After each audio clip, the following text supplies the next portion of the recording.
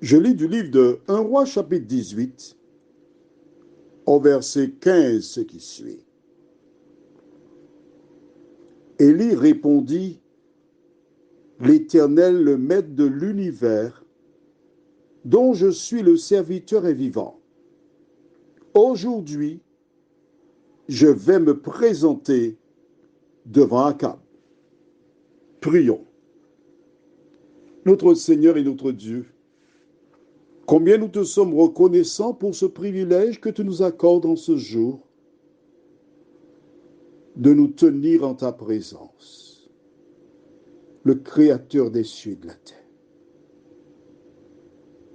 Merci pour la grâce que tu fais à chacun de nous d'être en vie et de pouvoir se présenter devant toi.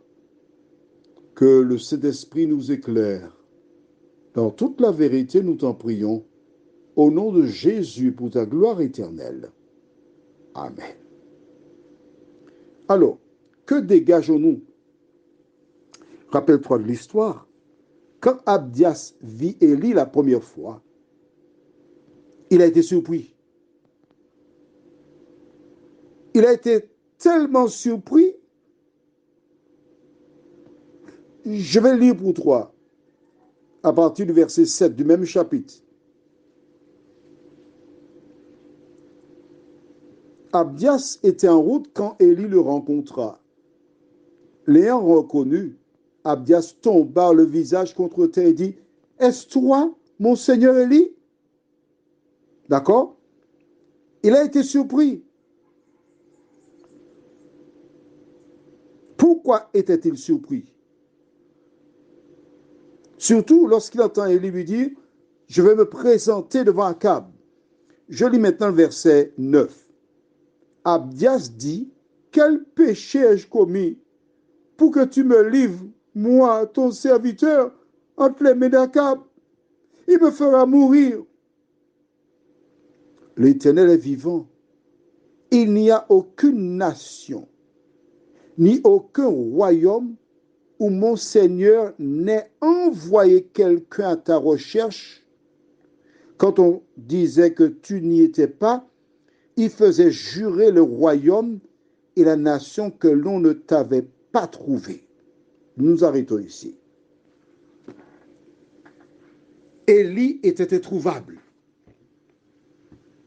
Est-ce que tu as noté avec moi cette déclaration au verset 10? Il n'y a aucune nation ni aucun royaume où mon Seigneur n'ait envoyé quelqu'un à ta recherche. Lorsque tu prends le temps pour lire sous l'égide du Saint-Esprit, que comprends-tu? Que tous les royaumes, tous les territoires existants étaient déjà connus du temps d'Élie. Est-ce que c'est clair pour toi? Lorsque plus tard on enseigne que un certain navigateur découvrit l'Amérique, il y a un problème. Christophe Colomb n'a pas découvert l'Amérique. Mais non, c'est chose impossible. Parce que la Bible déclare que déjà du temps du roi Akab, note bien qu'il y a 480 années entre Malachie et Matthieu. D'accord?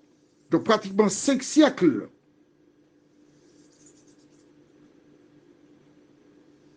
Et le livre d'un roi était très tôt dans l'histoire de la Bible. Toutes les nations étaient déjà connues. Vois-tu, il faut lire la Bible. Quand tu lis la Bible, tu réalises qu'il y a des choses que nous racontent à l'extérieur, après. Mais la Bible, c'est clair parce que c'est la lumière. Élie répond à Abdias, je me présenterai aujourd'hui devant Akab. Pendant longtemps, Akab a cherché, il n'a pas trouvé, mais aujourd'hui, c'est le jour où il me verra. Pour toi qui m'écoutes, ce matin, aujourd'hui, c'est le jour où tu dois tourner tes regards vers Dieu et lui donner ton cœur. Prions, notre Seigneur et notre Dieu. Voici Élie qui jusque-là était introuvable. Mais tu as voulu qu'un jour, il se présente devant Akab.